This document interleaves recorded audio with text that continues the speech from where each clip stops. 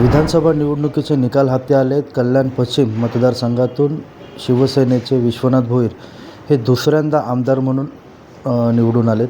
तब्बल त्यांना 1,24,000 मतदान झालं आहे. 42,000 मतांच्या मताधिक्याने ते यंदा निवडून आलेत. आपण आत्ता सकाळी त्यांच्या निवासस्थानी आलो आहोत. एकंदरीतच आज आमदार म्हणून त्यांचा आज पहिला दिवस आहे. सकाळपासूनच आपण या ठिकाणी पाहू शकता की आमदार विश्वनाथ भोईर सध्या आपल्या कुटुंबासमवेत आहेत. त्यांच्याशी ते चर्चा करतात. आपल्यासोबत आपण पाहिलं की आत्ता त्यांचे पुतणे देखील आहेत, त्यांचे मुलगा आहे, त्यांचे सून आहे, त्यांच्या पत्नी देखील आहेत. एकंदरीतच आपण आता त्यांच्याशीच जाणून घेऊया की गेल्या महिनाभरात जो त्यांचा प्रचाराचा जो प्रवास होता, काल ते निवडून आल्यानंतर ज्या प्रतिक्रिया होत्या त्या काय होतात. आता काय सांगशील, काय वाटतं तुला की एकंदरीतच दादांना जेव्हा उमेदवारी जाहीर झाली त्यानंतर काय प्रतिक्रिया होती, प्रचार केला त्यावेळचा अनुभव काय होता? जेव्हा तिकीट भेटलेलं ना तेव्हाच आम्हाला माहीत होतं की जिंकणार पप्पाच आहे, पण आम्हाला चांगली लीड पाहिजे होती. म्हणजे प्रचार चालूच होते सगळ्यांचे. मी आणि माझी जी पोरांची म्हणजे मंडळी होती ना, आम्ही गाड्यात फिरत होतो. आम्ही असा प्रचार करत होतो, गाणे वगैरे झेंडे वगैरे फिरवत होतो. आणि मी माझ्या म्हणजे फ्रेंड्सला पण सांगितलं स्कूलमध्ये की त्यांच्या पॅरेंट्सला सांगायचा की पप्पाला वोट करा, 4 नंबर बटन दाबून. म्हणजे जेवढा डेव्हलपमेंट गेला 10 वर्षात नसं झालं तेवढा पप्पाने 3 वर्षात केले असं सांगून एक करायचो. काय अनुभव होता, म्हणजे तू जेव्हा सांगत होतास लोकांना तेव्हा त्यांच्याकडून काय प्रतिसाद मिळत होता? त्यांच्याकडून पण म्हणजे तेच ॲक्सेप्टन्स येत होता की हां डेव्हलपमेंट झालं आहे कल्याणचा, खूप डेव्हलपमेंट. आधी गाव होता आता शहर झाले असं. आमदार भोईर यांच्यासोबत त्यांचा मुलगा त्यांच्या खांद्याला खांदा लावून प्रचार करत होता. अनेक बैठका त्यांनी आमदार विश्वनाथ भोईर यांच्यासाठी या मतदारसंघात घेतल्यात. त्यांचा मुलगा देखील आपल्यासोबत आहे. दादा, काय सांगशील, काय अनुभव होता? अनुभव म्हणजे खूप चांगला होता. आम्ही भरपूर ठिकाणी मीटिंग वगैरे घेतलेली आहेत, कारण की भरपूर विरोधक पण होते. आपले शिवसेनेची एकदम फूट झालेली होती, 2 गट झालेले होते. त्यामुळे समोरचे काही नाराज असतील त्यांच्या भेटीगाठी आम्ही घेतलेल्या होत्या. त्यांना जरा समजून म्हणजे सांगितलं की आपल्या इकडे भरपूर कामं वगैरे झालेली आहेत, कारण की कोविडमध्ये एवढी कामं करायला भेटली नाही त्यांना. आणि बाकीचे जे 2.5 वर्ष भेटली त्याच्यात भरपूर काही कामं करायला भेटली, जेवढी करता आले. कारण की त्यानंतर पण 5 वर्ष पूर्ण भेटतील तेव्हा तर पूर्ण कल्याणचा चेहराच बदलून जाईल. अशा प्रकारची सर्वांची समजूत वगैरे घालून त्यांचं मन वगैरे बदलून घेतलं. अनुभव काय होता प्रचारादरम्यान? तुम्ही जे लोकांना सांगत होतात त्याचा तुमचा अनुभव काय होता?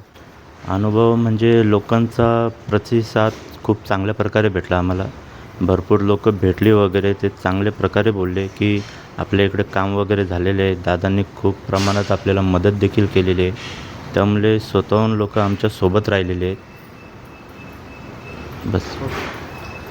आपल्यासोबत त्यांच्या कुटुंबातल्या काही महिला देखील आहेत, त्यांचे सून देखील आहेत. प्रत्यक्षात जर आपण या प्रचारात पाहिलं तर विश्वनाथ भोईर यांचं संपूर्ण कुटुंब या प्रचारात त्यांच्या खांद्याला खांदा लावून होतं. त्यांच्या सुना देखील प्रत्यक्ष या प्रचारात उतरल्या होत्या. अनेक महिला बचत गटांच्या बैठका, महिलांसोबत प्रचार त्यांनी केलेला आहे. ताई, काय सांगाल, काय अनुभव होता तुमचा? खूप चांगला अनुभव होता. आणि ही सगळी गावं मी कधी बघितलेली नव्हती. तर दादांच्या इलेक्शनच्या प्रचारामध्ये मला सगळे कल्याण वेस्टचे जेवढे वॉर्ड आहेत ते बघायला मिळाले. चांगल्या प्रकारचा जास्त करून मी आंबिवली, टिटवाळा वगैरे तिकडे जास्त करून प्रचार केला.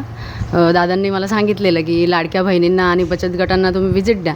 तर आम्ही 4-5 जणींचा ग्रुप करून सर्व महिलांचे मीटिंग्स वगैरे जेवढे लावता येतील तेवढे लावले. कमीत कमी आम्ही 36 वॉर्डमध्ये म्हणजे एक विजिट झालेली आहे आमची 4-5 महिलांची. 2-3 वॉर्ड राहिले असतील. तरी लाडक्या बहिणींचा या मतदानाला चांगला प्रतिसाद होता. तुम्ही जेव्हा महिलांमध्ये प्रचारासाठी गेलात त्यावेळेला महिलांकडून काय प्रतिक्रिया आल्या? चांगला म्हणजे रिस्पॉन्स होता त्या लोकांचा की महिला बोलल्या की बाबा आमचे लाडके भाऊ मुख्यमंत्री एकनाथजी शिंदे साहेबच आहेत आणि त्यानंतर आपले विश्वनाथदादा भोईर.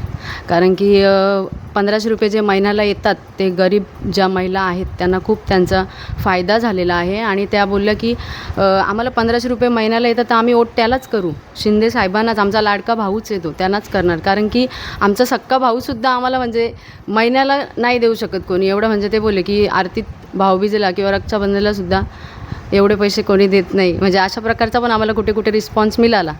खूप चांगल्या प्रकारे महिलांनी सहकार्य केले.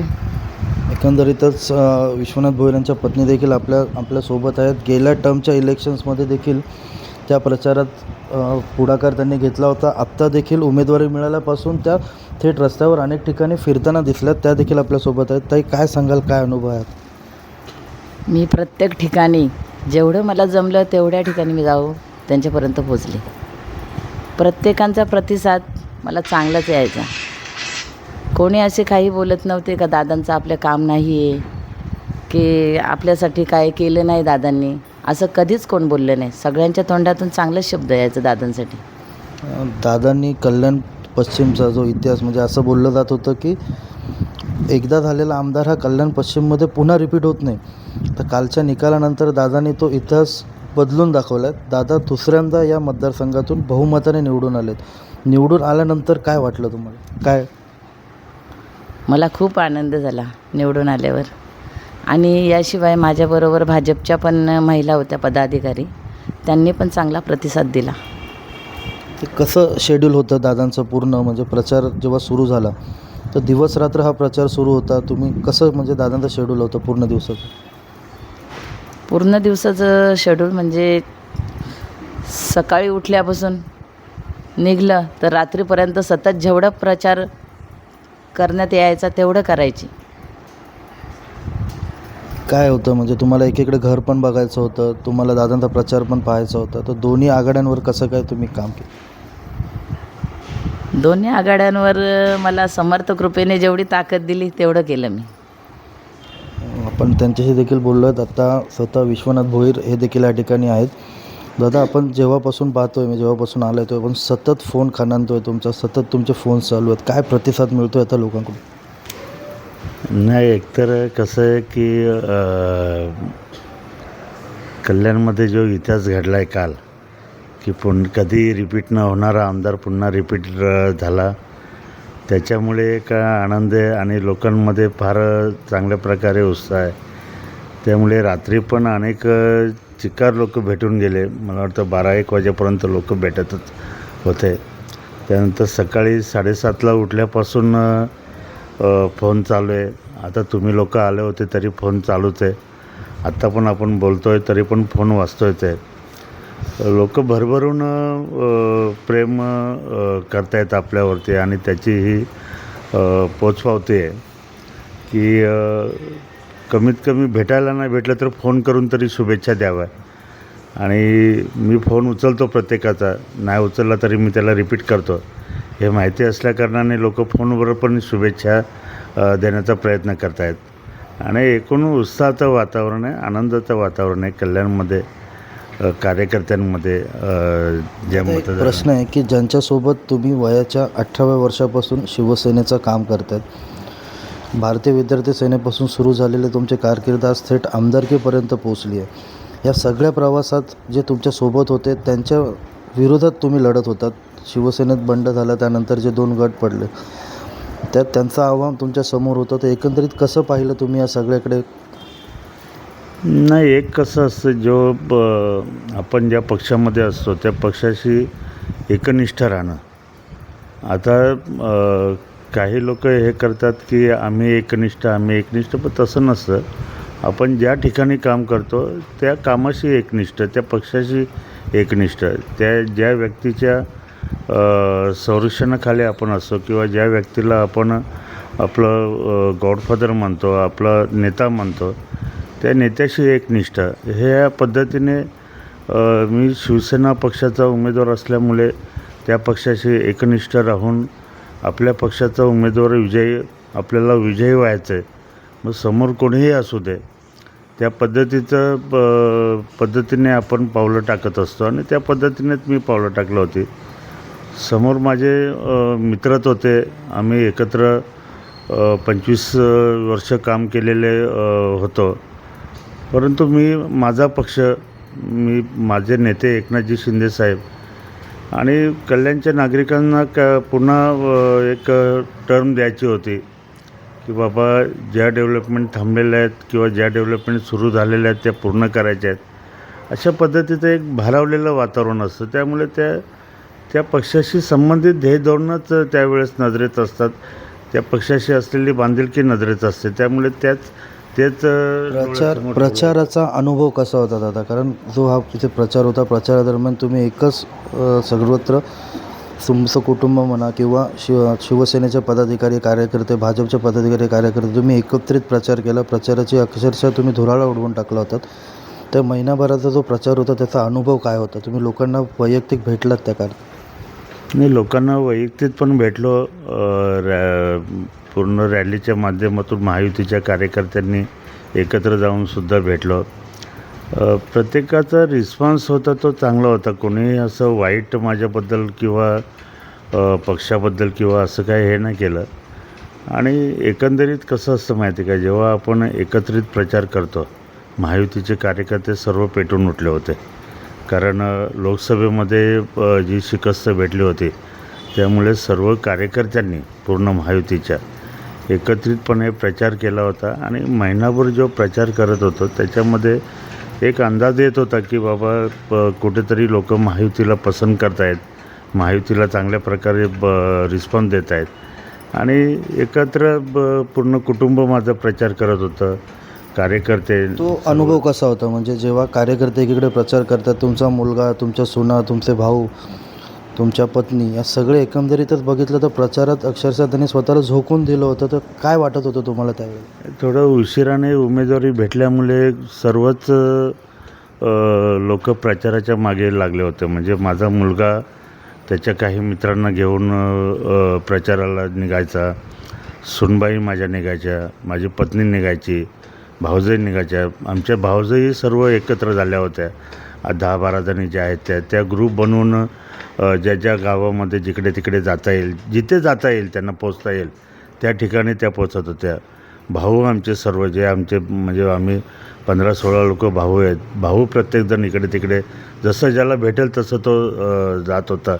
म्हणजे प्रचारामध्ये पूर्ण कुटुंब, पूर्ण मित्रमैत्रिणी, पूर्ण नातेवाईक आणि पूर्ण महायुतीचे कार्यकर्ते अशा पद्धतीचा एवढा मोठा ताफा उतरल्यामुळे ही प्रचारात जी बाजी आपण मारली होती ती त्यामुळे मारली होती. कारण प्रत्येक ठिकाणी मी नाही पोचलो तर भाऊ माझा प्रभुनाथ पोचवता, तो नाही पोचला तर पत्नी पोचत होती, ती नाही तर मुलगा वैभव पोचवता, सुनबाई पोचत होत्या. आमचा लहान मुलगा आहे, भावाचा मुलगा आहे, तो शाळा सांभाळून तो शनिवार रविवार तो मित्रांना घेऊन गाडी घेऊन निघायचा, असा कुठेतरी जायचा, ग्रुपच्या तिथे थांबायचा. म्हणजे असं ज्याला जसं शक्य होईल, समजा जिथे पोचता येईल. एखाद्या घराचा दरवाजा उघडा आहे, बाहेर कोणीतरी महिला थांबले, पटकन जाऊन त्यांना नमस्कार केला, आम्ही असे आहेत, विश्वनाथ भोईर आमदार त्यांच्याकडनं, अशा पद्धतीने जसं ज्याला पोचता येईल, जिथे जिथे पोचता येईल तशा पद्धतीने पोचण्याचं काम महायुतीचे कार्यकर्ते, माझे सर्व नातेवाईक, आम्ही सर्व घरातले लोक सगळ्यांनी केलं. आणि त्याचा हा एकत्रित परिणाम आहे. कल्याण शहराचे नेतृत्व करण्याची संधी तुम्हाला दुसऱ्यांदा मतदारांनी दिली आहे, त्याबद्दल काय सांग? खरं तर मतदारांचे जेवढे आभार मानावे तेवढे कमीच आहेत. आणि आपल्या माध्यमातून ते मी पुन्हा मानतो आहे. कारण कसं असतं माहिती आहे का, तुम्हाला तुमचं राजयोग सिद्ध करण्याचं जे काम असतं ती जनता जनार्दन ठरवते. जर मतदारांनी ठरवलं की तुम्हाला पुन्हा संधी द्यायची किंवा तुम्हाला एकदा संधी द्यायची किंवा तुम्हाला डोक्यावर घ्यायचं, तर मतदार डोक्यावर घेतात. आपण चांगलं काम केलं, विकासाचा मुद्दा लक्षात आणून दिला, लोकांच्या मागचं केलेलं 2.5 वर्षाचं काम होतं त्या याच्यावरती लोकांनी विश्वास ठेवला आणि मतदारांनी जी पुन्हा संधी दिलेली आहे त्याचं पूर्णपणे सोनं केलं जाईल. संधीचं सोनं करतात असं म्हटलं जातं, त्या पद्धतीने त्या संधीचं सोनं केलं जाईल. आणि जे काम मी त्यांना बोललो होतं की हे 5 वर्ष मला ह्या कामासाठी पाहिजेत, हे काम करण्यासाठी पाहिजेत, ह्या 5 वर्षाचा पूर्णपणे सदुपयोग करून कल्याणला चांगल्यात चांगलं जेवढं देता येईल तेवढं देण्याचा प्रयत्न आपण करणार आहोत. काल विजयी मिरवणूक झाली, तुम्ही जेव्हा घरात आलात, मिरवणुकीनंतर निकाल लागला, मग मिरवणूक झाली, घरात आलात, तेव्हा काय वातावरण होतं आणि घरात पाऊल टाकल्यावर काय वाटलं तुम्हाला? नाही, एकंदरीत वातावरण तर एवढं उत्साहाचं होतं की म्हणजे ॲक्च्युली मीच असं हवेत चालल्यासारखं होत होतं. पण मी कधी हवेत जात नाही, माझे पाय जमिनीवरच असतात. पण एक कुठेतरी आनंद असा होता की गगनात मावत नव्हता. आणि घरी आलो, घरच्या सर्व महिला माझी ओळणीसाठी वाट बघत होत्या. सर्व कार्यकर्ते होते, घरातली मंडळी होती, आमची भाऊ होते सर्व. हे सर्व रस्ता बघत होते की दादा कधी येतात. आणि जसं मी आतमध्ये आलो तसं जे शुभेच्छांसाठी माझ्यावरती जो वर्षाव झाला, कुठेतरी एक मनाला असं विलक्षण आनंद जो होतो ना आपल्याला की काय प्रेम असतं किंवा काय शुभेच्छा देणं घेणं काय असतं, हे ते कालचं जे वातावरण, भारावलेलं वातावरण असतं घरातलं, एक विजय मिळवून आला आहे. आणि त्याचं स्वागत करण्याची जी पद्धत आपल्याकडे जी आहे, आरती ओवाळणं वगैरे, पेढा भरवणं, शुभेच्छा देणं, सर्वांना नमस्कार चमत्कार, याच्यामध्ये तो आनंद फार मोठा असतो. तो सकाळपासून मी बघतोय की तुमच्या कुटुंबातले सदस्य सकाळी लवकर उठूनच तुम्हाला भेटायला येतात. आज पण आत्ता आपण एका ठिकाणी पाहिलं की तुमची चर्चा सुरू होती. काय सांगाल त्याबद्दल? नाही, कुठेतरी थोडासा वेळ एक आमचा 5-10 मिनटं, अर्धा तास आमचा असतो एकत्र असा, तेवढाच वेळ भेटतो. कारण मग दिवसभरात आम्ही एकमेकांना भेटणं, कारण मी स्वतः शक्यतो बाहेर किंवा पब्लिकमध्ये असल्याकारणाने एकमेकांशी बोलायला तेवढा वेळ भेटत नाही. मग ही सकाळची वेळ असते जेव्हा चहा वगैरे घेतो आम्ही एकत्र, किंवा जेव्हा उठल्याबरोबर मिसेसची देवपूजा असते, सुनबाईची देवपूजा असते, मुलगा बसलेला असतो, लहान मुलगा हा टी व्ही बघायला सकाळी थोड्या वेळासाठी येतो. असं सर्व ते घरातले खेळीमेळीचं वातावरण, पण फार कमी वेळ भेटतो त्या गोष्टीसाठी. एक अर्धा तास म्हणा किंवा 15-20 मिनटं म्हणा. आणि तो वेळ मग आमचा दिवसभराची ऊर्जा असते. मग दिवसभर आम्ही सर्वजण त्या कामाला, आम्हाला ते बरं वाटतं. म्हणजे दिवसभर ती ऊर्जा आम्हाला भेटते. मग ते प्रश्न आहे की आता तुम्ही निवडून आलात, सलग दुसऱ्यांदा निवडून आलात. आत्ता राज्यभरात सध्या एकच चर्चा आहे, सत्ता तर महायुतीची आली, पण मुख्यमंत्री कोण? काय वाटतं तुम्हाला शिवसैनिक म्हणून, शिवसेनेचे आमदार म्हणून? मुख्यमंत्री तर पुन्हा एकनाथ शिंदे साहेबच होतील. आणि त्याच पद्धतीचं वातावरण आहे. आणि मला वाटतं ज्या पद्धतीने मुख्यमंत्री साहेबांनी 2.5 वर्षामध्ये काम केलं आहे, त्यामुळे त्यांना पर्याय नसावा. आणि आम्ही पुन्हा हीच मागणी करणार की माननीय एकनाथ शिंदे साहेब हेच आम्हाला मुख्यमंत्री पाहिजेत, आणि तेच व्हावेत यासाठी सुद्धा देवाजवळ प्रार्थना करणार. एकंदरीतच आपण जर पाहिलं तर विश्वनाथ भोईर हे काल निकाल लागला आहे, महिनाभराचा प्रचार, यातच न थकता आज पुन्हा सकाळपासून जोमाने त्यांनी कामाला सुरुवात केली आहे. अभिजित देशमुख, साम TV, कल्याण. देश विदेशातील प्रत्येक घडामोडींचे लाईव्ह अपडेट मिळवण्यासाठी आता साम टीव्हीच्या सर्व सोशल मीडिया प्लॅटफॉर्मला लाईक, फॉलो आणि सबस्क्राईब करा. तसंच सर्व नोटिफिकेशनसाठी बेल आयकॉन प्रेस करायला विसरू नका.